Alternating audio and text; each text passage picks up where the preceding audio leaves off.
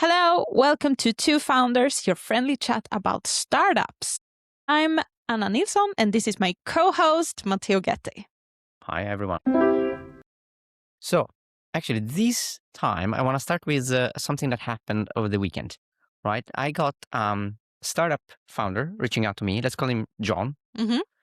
And John is pre-revenue and he's defining a couple of POCs, proof of concepts. He has great, we call them pre-customers, right? They're really engaged. I think he's going to go places. And he wants to raise $5 million, right? At a valuation of $20 million.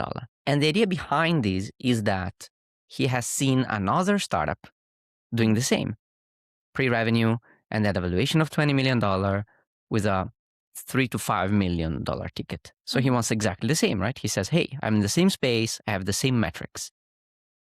But what he completely glossed over, and I think many people do, he did not look at the past of the co-founding team of the other startup, meaning that startup had two amazing founders. One had already an exited startup for $10 million. And the second co-founder had a PhD at MIT in that specific field that they're solving, right? They have this great energy, great expertise. They just emanate trust. And of course, this founder, friend of mine, he does not have anything at all. He does not have the same level of confidence or the same level of trust. He is a great person, but he has only worked in one company for 10 years, right? He's like a senior engineer, let's say. He's not even the C-level. He has never been a CTO. He never managed actual people. Yeah. Right?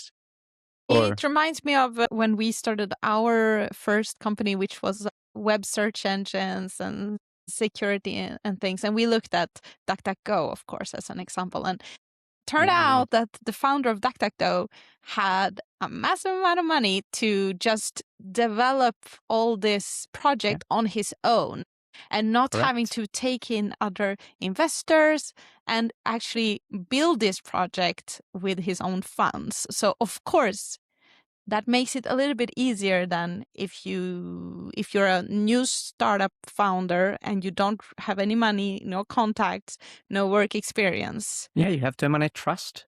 I want to trust you, and I understand it all. You need sometimes either money, because that means that you can make things on your own terms and you don't dilute the company in the early stages. Or you had like this great exit that also means that you kind of know a bit the rules of the game, right? And then when I talked to him, I think I selected 4 silos of what actually a founder should emanate or like should focus on if they can. Or better, what an investor would probably focus on in order to get those sometimes crazy valuations. And I think the first one is domain expertise. Okay. Right?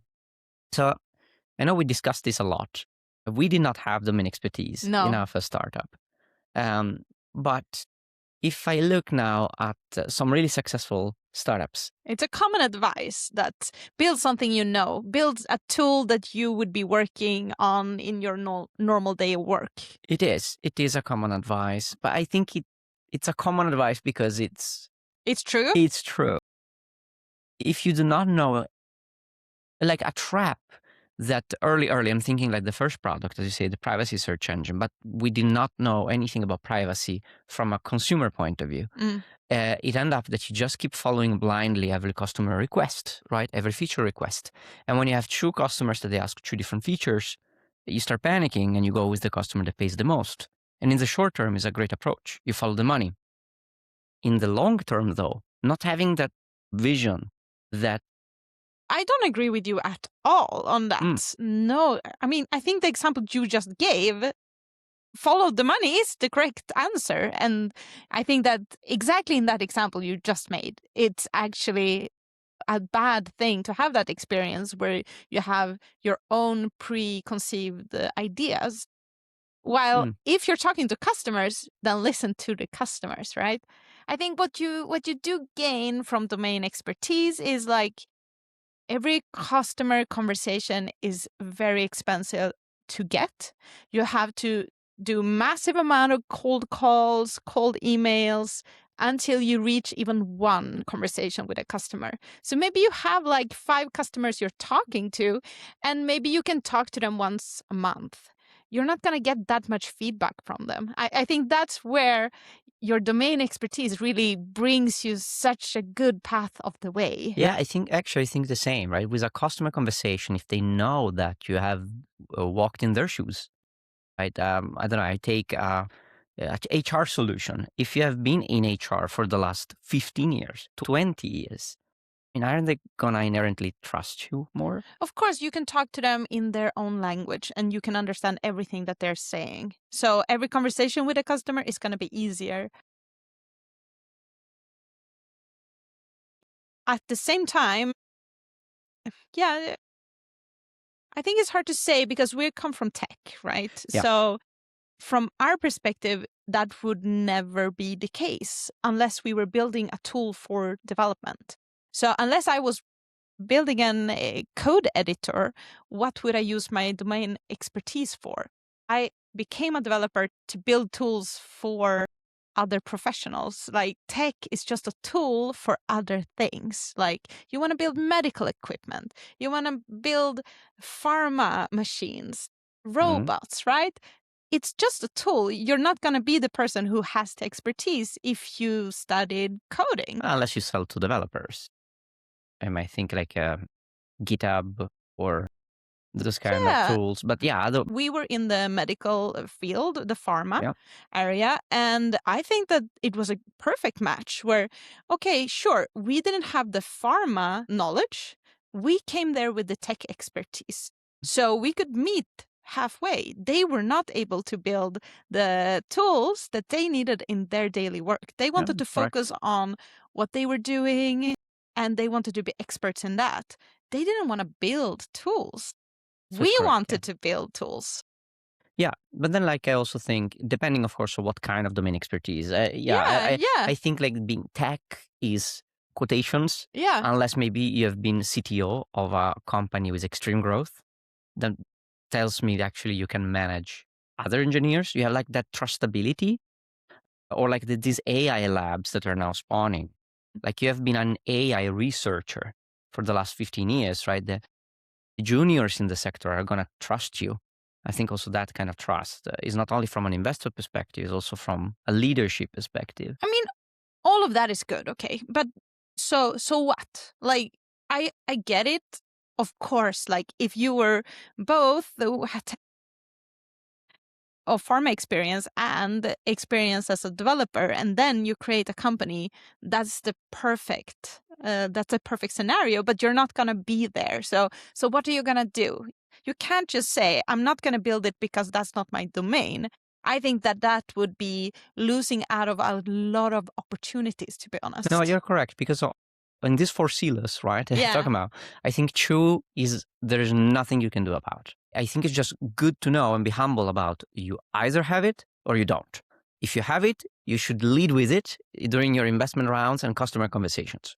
If you don't have it, you don't pretend to have it. You know, fake it till you make it. I don't think in domain expertise you should do that. No.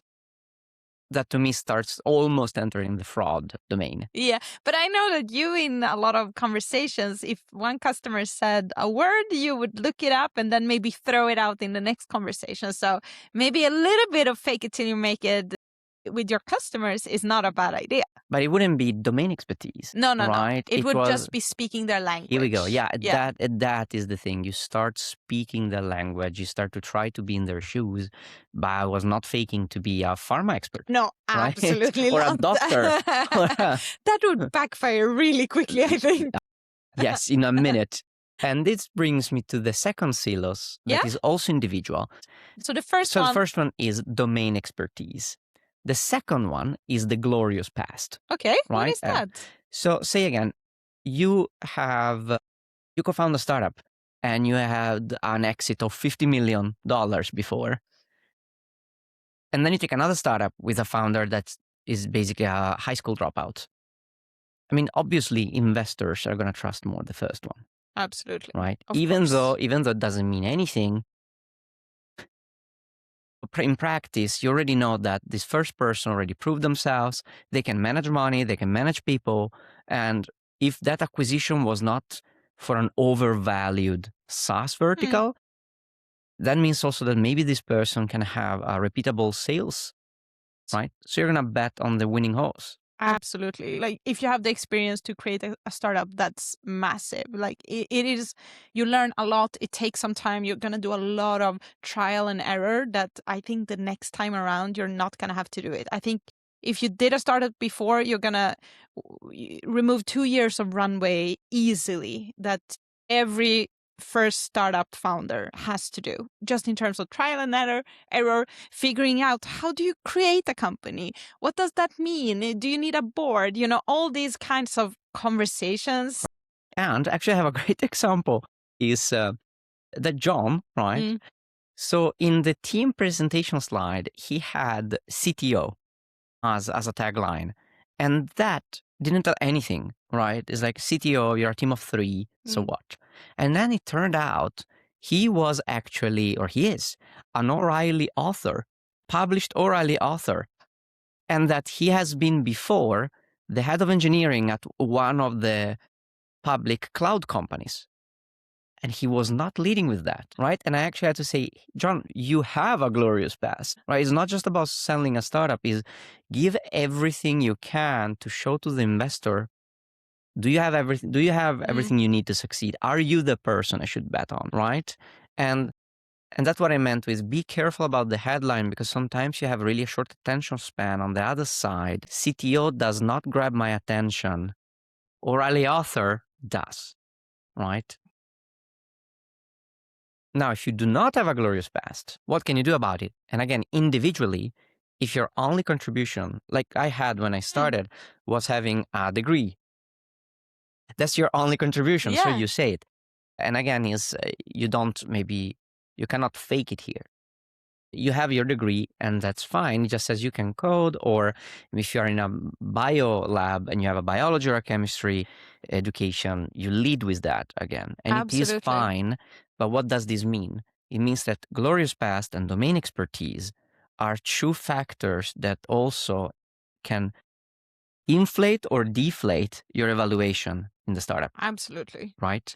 So you just have to be aware of it. Just because a startup has raised $50 million doesn't mean that if you have the same sales, the same customers, the same growth, you're going to get the same valuation. No, that makes so much sense. So when you compare yourself to others, be truthful and look at what is their net of contacts. Like if we look at Facebook, Yahoo,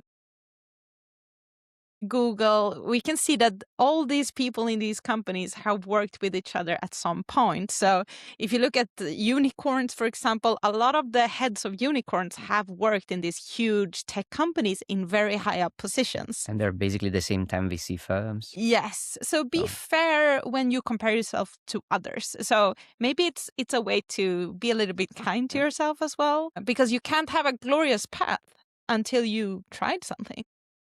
So I also do not want to doom people, meaning someone is listening and says, I do not have domain expertise. I do not have a glorious past. Am I doomed? Like, no, you're not. Sounds like it. No. I wouldn't bet on them. I think you have two things you can do. Okay. One is individual and one is at team level. But let's start with the individual one. The individual one is upskilling, right? Okay. Just because you are a bachelor degree in computer science doesn't mean that you cannot understand sales, marketing, get an online MBA, read books, educate yourself, right? They're like, we live in an era, it's 2026 at the moment of recording. YouTube is free.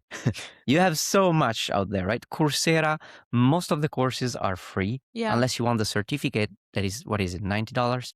It might be worth it, right? You Yeah, of upskill course. yourself, Yeah. get a mentor, get a coach. There is nothing stopping you. Yeah, I mean, I like that. I just think that, of course, you're going to automatically upskill yourself if you're starting a startup, because you're going to figure out, I don't know, X, Y, Z.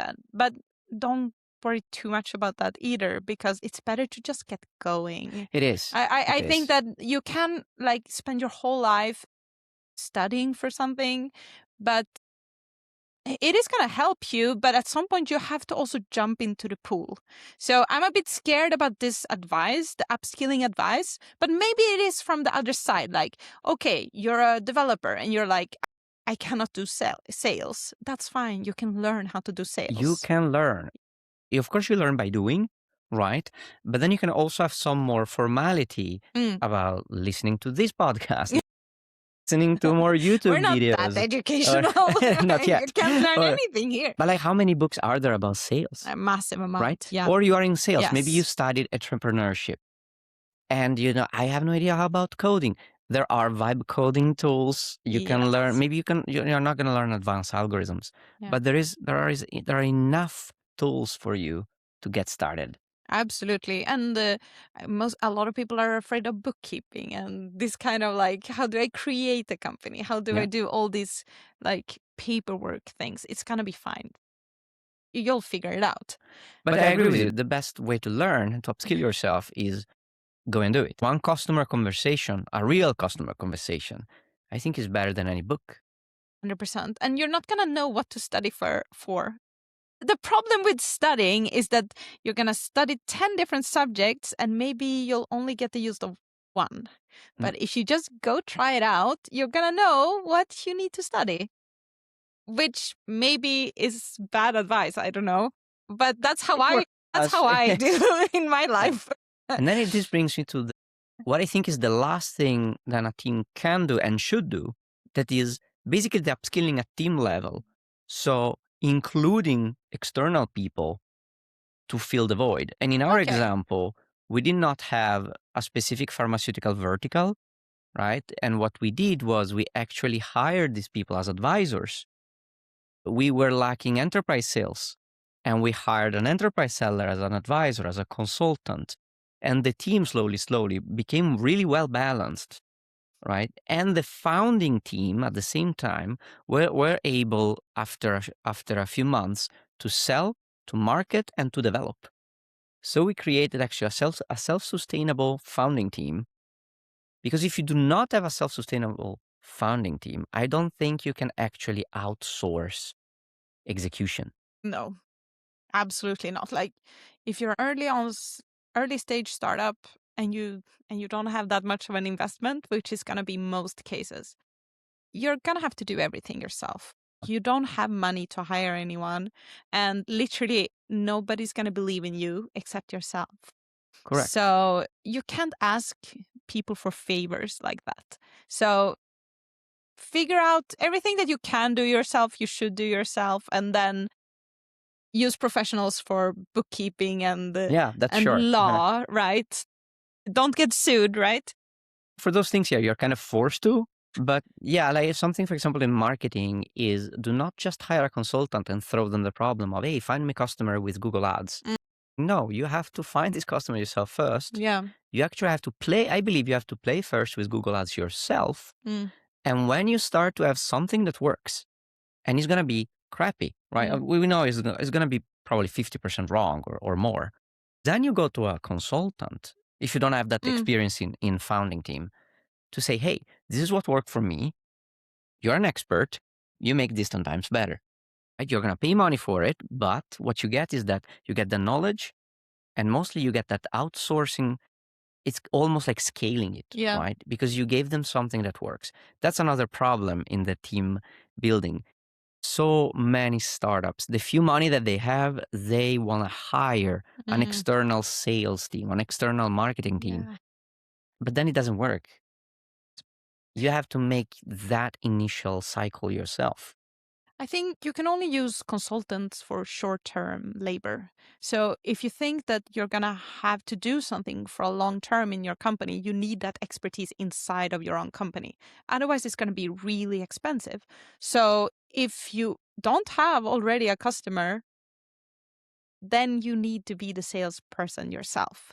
You can't have consultants or you can't hire somebody to do it because you cannot afford to pay them long term. You need to figure out to have that expertise in your own company.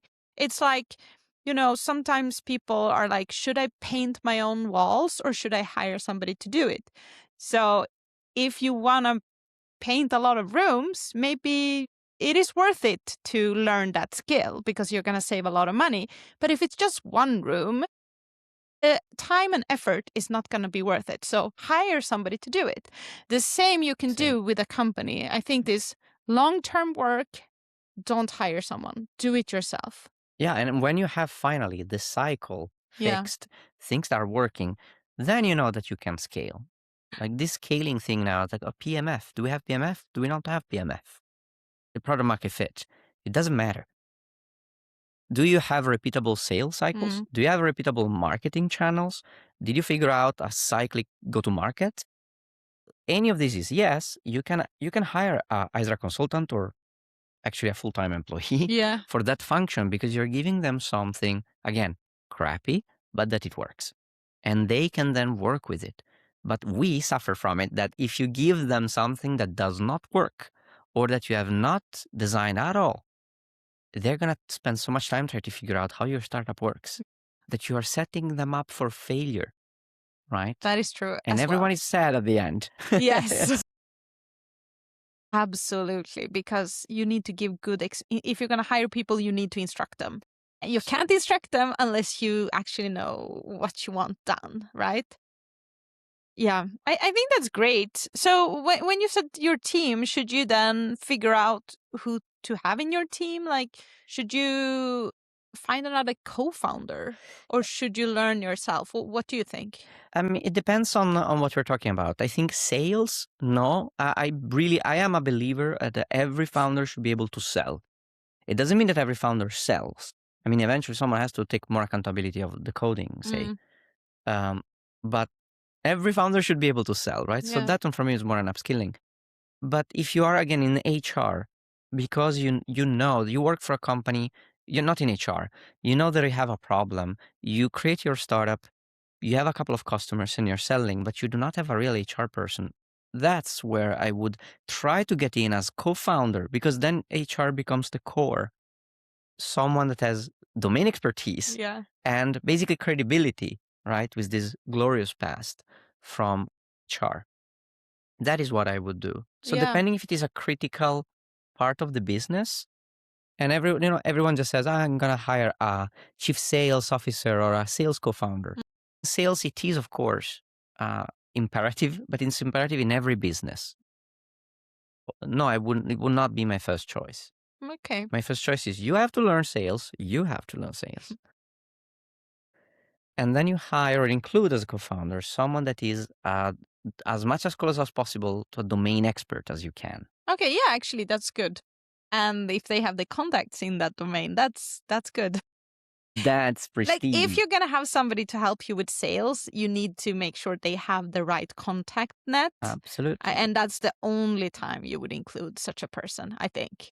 Just because they know how to talk to people, that's not enough. They need to already have 50 direct contacts that would buy your tool. I'm just... Exactly. That's a number I'm comfortable with. No, but yeah, and I definitely don't believe in the techie founder of I'm just gonna close myself in the room and code and you are gonna figure out everything else. That's so unfair. It's like no, everyone should sell. And then I know there are some exceptions. Probably Google has been an exception. I think Facebook at the beginning was an exception, but they are exceptional companies built on disruptive models. I don't think you can scale that. Like you cannot just say, oh yeah, I'm going to be the next Facebook, meaning that there are plenty of successful examples of founders that were basically closing in coding or focusing fully on product. And then somehow they found external help for sales and that worked for them. And then because this company became so big, it seems like, oh, look, I just need to close in my room and code. And as long as the product is perfect, it's done. And I'm so against that because, well, chances are you're not going to be the next Google. But you can get so much benefit for you and for your business if you learn sales. Absolutely. And you step back a bit from the coding as well. We were talking about teams. Well, that's why I thought about this, at least. It's not exactly what we talked about. But when it comes to building teams, maybe there is this discussion. Should the team be diverse or should it be like, should you choose people that are similar to yourself? And as you guys know, I'm reading The 7 Rules of Trust with the founder of Wikipedia, Jimmy Wales. And he talks about Torvalds, who created Linux. And I actually didn't know this, but he was notorious for using unfiltered language. Like this opening from an email he posted to a public list. Shut the up. Or this. Guys, this is not a dick-sucking contest. Or this. Please just kill yourself now. The world will be a better place. It's colorful language. I didn't know that Linus Torvald was like this, actually. I know about Linux because I'm a computer scientist, so I always was so impressed by it.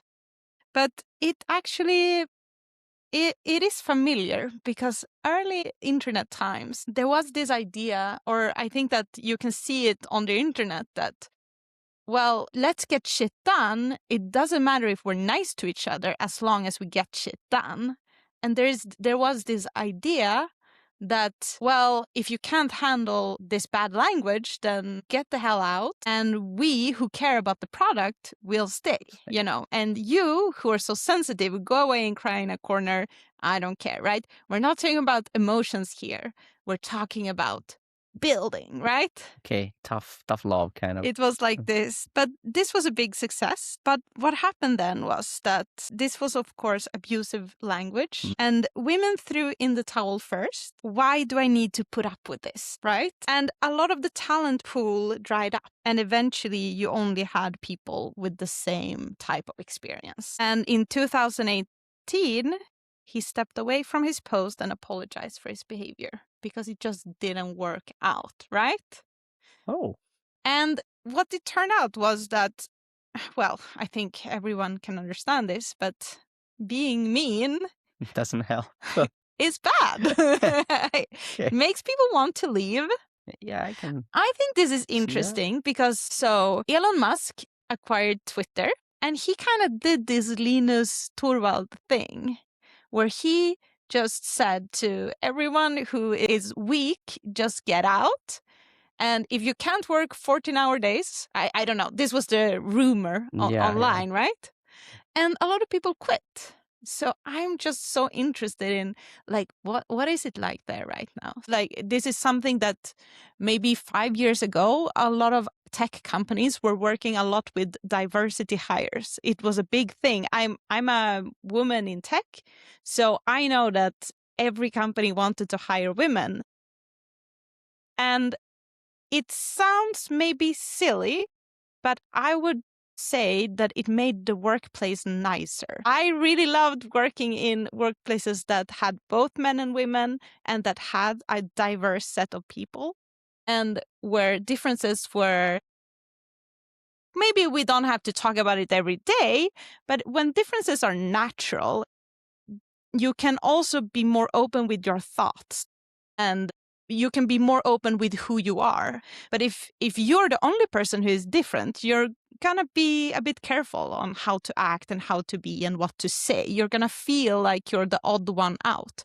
But if everyone is the odd one out, maybe people are a bit more vocal with their thoughts and opinions, sort of thing. And, well, I think the diversity argument is quite clear. It's like, you're from Italy, I'm from Sweden. If we have different opinions, we both have to voice that, and maybe we'll learn from each other, right? Yeah, I mean, personally, I think I learned a lot from running a startup with you. Yeah. Is that we had the differences in, I'm a man, you're a woman. Yeah. And then, as you say, you're from Sweden, we live in Sweden, and I'm Italian, so that's already was a cultural difference. So yeah, definitely there was a more perspective, right, to the ideas, to the methodologies, to the communication, right? Yeah. You were reviewing most of my emails because they were not translating well.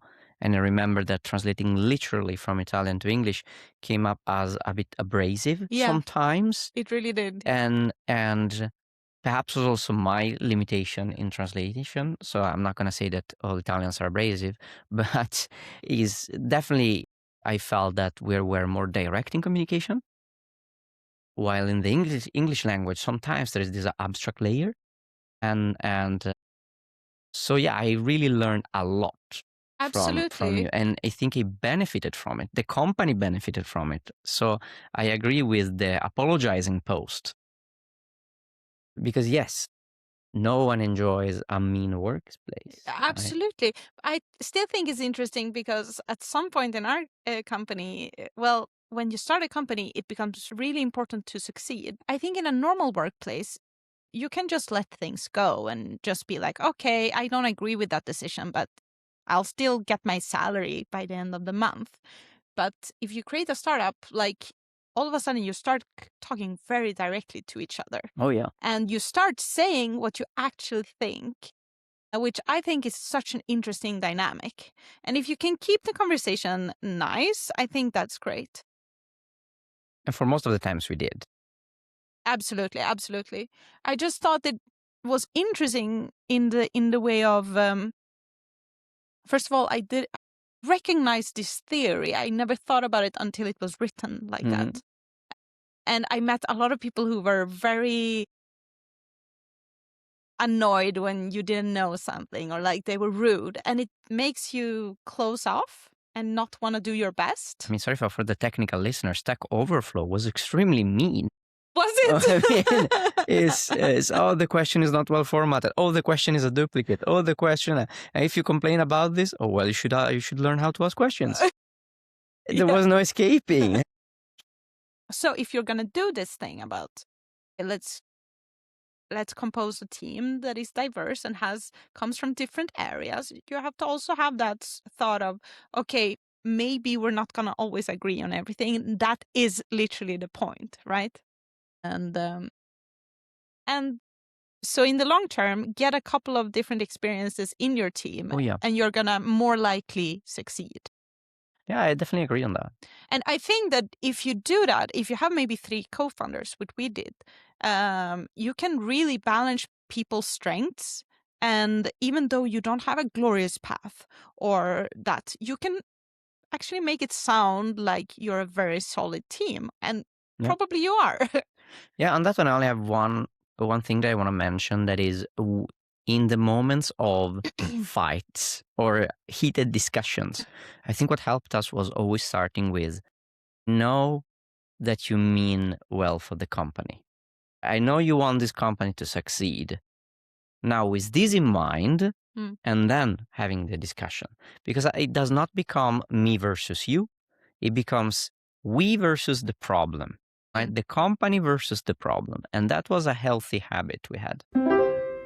So I have a question from a new startup founder. So Martin is asking, Martin from Stockholm, Hi, Martin. we started a project. Should we start a company?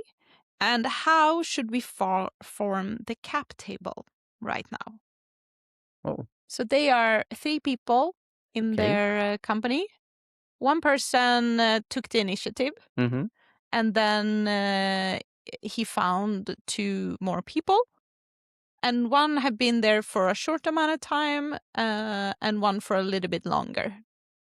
But they're all ready to jump on this project. Okay. So what do you think? Should I create a company? If I understood correctly, they're extremely early, right, in the phase. They're talking about a potential solution, They started a project that a they're project. working on. They have something. They have something. They have a market analysis, and they have a tiny prototype. It's not really a... Yeah. But then I would do what we did, that is, wait until you have basically everything done for a contract to come, and then you can build a company, Okay. right? Because say just that, I don't know if he specified, but say that his customer is a bit on the bigger pool size. So we're Yeah. not talking about 10 euro a month, but we're talking about maybe 50,000 or 100,000 euro a year. It would not surprise me if it takes them another 9 months, 1 year, to get that money in the bank. And then they just save so much admin and bureaucracy for 1 full year, Yeah. right? That's a lot less to think about. And at the same time, if that customer postponed or they had to pivot a lot of time, well, they did not have to talk to bookkeepers, auditors, and all that one, because it does take some mental space. So I would wait. You would wait. I would wait until he has a real offer. Yeah. Right? And the customer basically says, send us a contract or send us the invoice. Then you can build a company. Does it hurt you in conversations with investors, do you think? Not because the investors are going to ask for the cap table, right? But if you did not even make the company, you can say the cap table is that we own everything. Yeah. Right? Yeah, exactly. Literally. So we can save even more money if when we create the company, you get directly the shares. Yeah. You don't need an emission. I completely agree. Wait as long as possible because also a lot of movement might happen in the beginning of a company. We had a lot of people joining, not joining, other students who were part of our project before we founded the company itself. And people stayed for maybe a month and then they wanted to do something else. So it wasn't any bad blood or anything like that. They tried, wasn't for them. Yeah. Or sometimes they just wanted to see what was this fuzzy startup about. And then they learn like, not my thing. And they laugh. So it was always like just conversations. But as you say, I think like in a summer, we had like 6, 7 students here and there. So yeah. And once you start a cap table and you add somebody to it, it's very difficult it's to forever. get them off. Yeah, they're gonna be there. And every time you want investors, you need to have their signature. Yeah, and a shareholder agreement, right, Martin? Like if you get this customer to pay you, or you have an investor that says, you make the company and I invest, have a shareholder agreement. Yeah. Right, with vesting, at least 4 years vesting, because otherwise things can get rocky. But how should they divide the cap table? There are 3 people. 3 people. I mean, honestly, I would do a third. Okay, but he started it, right? He started it. Yeah, I mean, yes, but without substantial validation, like no investor talks, no capital injection, doesn't mean anything really to me, except that there's gonna be bad blood even before starting. I would say, hey, it's fine, a third. Yeah. Unless one of these people is not as influential as the others, right? Is like extremely high or extremely low. Again, domain expertise and glorious past, but if it's all at the same stage, all at the same trustability, a third, and 1% for option polls. Yeah, it's the simplest. I completely agree. And as you say, don't start a company with bad blood. No. If you're 3 people, you're founding it. Like from now on, you're gonna give it your all. And if you want people to give their all, they need to be committed. equal partners. And actually, I have something, the typical trending thing I find. It's fun because I didn't know what you would have brought up with the book. Oh, and this for is real? somehow related. Yeah. That's interesting. So, this is the post, right? And I want to know your opinion. It's not the legal issues, it's not the ghosting customer, and it's not the demanding investor. At the very end is the internal battles that wear you down. Oh. Yeah, I mean, that's true and not true at the same time. You can have a lot of internal battles are going to. If you create a company, you're going to have a lot of internal battles. So I think that the main issue is the commitment, because it doesn't, if you and me are equally committed to the project, it doesn't matter if we argue every day. Because when I go to bed at night, I will know that tomorrow you're going to do your best and I'm going to do my best. And as long as I can trust you to do your best and that we're going in a similar direction, I think that's completely fine. And I do have an example, which is Google. The 2 founders of Google, or I know that there's a third founder, but there are 2 of them, and they argue a lot. They're known to argue a lot. They have a separate arguing room where they go in and they scream at each other. And they're known for this. And they created a company, and that's just what they do, right? Oh, yeah, absolutely. It wears you down. You don't want to do it. But I think if you have customers and you have a project you believe in and you find enjoyment in building that particular tool, you're going to sustain those arguments. It's going to be fine. I have a similar opinion in the sense of course, they wear you down. Yeah. But if you close down business, you shut down business for that, those internal battles were not the cause. Yeah. Right? Meaning they were just the tool or the stress expression of an underlying problem that was probably not enough revenue. Because revenue cures all issues. Yes. It's also saying, but I think there is some truth in this, right? There's also data, I believe, from Y Combinator that 70% of startups they shut down because of misalignment with co-founders. But I also believe it's correlated to the Martin problem of company starts and Martin just gives 20% to a person. Yeah. And this person is okay because 20% of nothing is fine. Yeah. Then an investor comes in, the company's worth now $1 million. And it's like, oi, I have done 20% of $1 million, but I should have had 33, right? So it's like $133,000. And this person is going to think it every day. Thank you for listening to the Two Founders podcast.